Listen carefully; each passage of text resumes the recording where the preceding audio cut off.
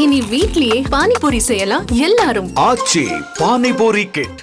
சிறுமிகளிடம் பாலியல் சீண்டலில் ஈடுபட்டு தலைமறைவான மதபோதகர் ஜான் ஜெபராஜ் காவல்துறைக்கு தண்ணி காட்டி வந்த நிலையில் மூணாறு லாட்ஜில் இளம் பெண்ணோடு இருந்தபோது போலீசார் சுத்து போட்டனர்.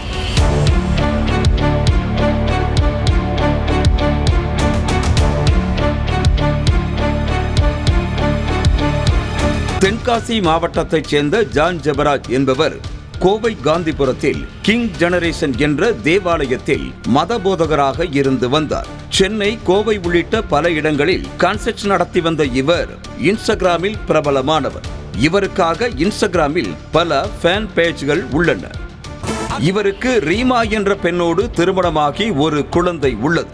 ஜான் ஜெபராஜின் மாமனார் ஏழை குடும்பத்தைச் சேர்ந்த 2 சிறுமிகளை தத்தெடுத்து கல்வி உள்ளிட்ட உதவிகளை செய்து வந்தார்.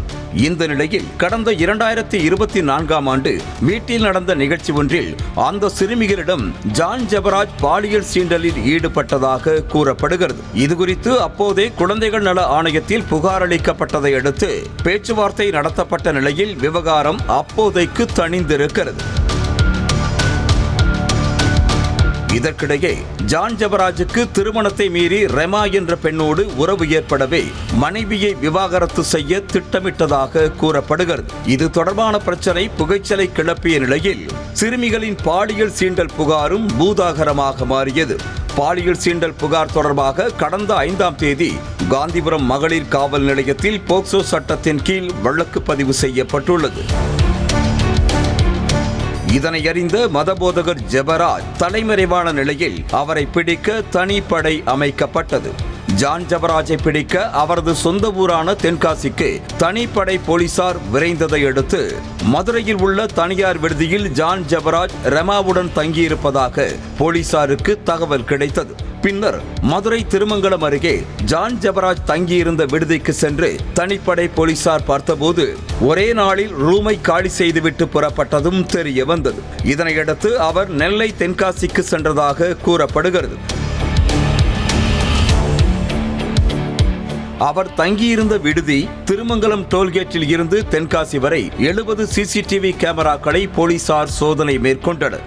இந்த விசாரணையால் ஜான் ஜெபராஜ் பிடிபடாத பட்சத்தில் ஜெபராஜ் 10க்கும் மேற்பட்ட சிம் கார்டுகளை வாங்கி அவருக்கு நெருக்கமானவர்களிடம் வாட்ஸ்ஆப்பில் பேசி வந்திருக்கிறார்.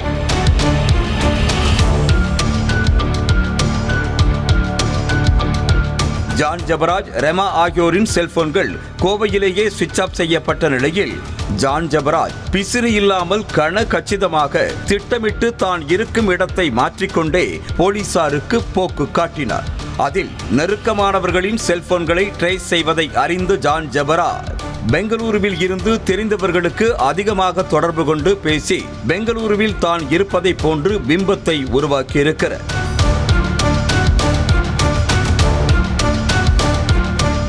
இதற்கிடையே சென்னையில் மதபோதகரான நண்பர் வழக்கறிஞர் ஒருவரை பிடித்து பெயிலும் அப்ளை செய்த நிலையில் வரும் செவ்வாய்க்கிழமை சென்னை உயர்நீதிமன்றத்தில் விசாரணைக்கு வருகிறது. இதில் மூணாறில் இருந்த ஒருவருக்கு கடைசியாக தொடர்பு கொண்ட போது ஜான் ஜெபராஜ் சிக்கினார். மூணாறில் உள்ள லாட்ஜில் இளம்பெண் ரெமாவுடன் இருந்தபோது தனிப்படை போலீசார் சுத்து போட்டு பிடித்தனர்.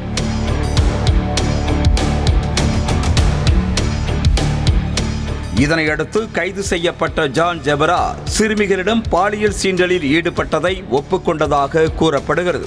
இதனையடுத்து கோவை ஒருங்கிணைந்த நீதிமன்ற வளாகத்தில் உள்ள போக்சோ சிறப்பு நீதிமன்றத்தில் அவர் ஆஜர்படுத்தப்பட்டு 25ஆம் தேதி வரை 13 நாட்கள் நீதிமன்ற காவலில் வைக்கப்பட்டிருக்கிறார். அவருடன் இருந்த இளம்பெண் ரெமாவிடம் போலீசார் விசாரணை மேற்கொண்டனர். இனி வீட்லயே பானிபூரி செய்யலாம் எல்லாரும். ஆச்சி பானிபூரி கிட்.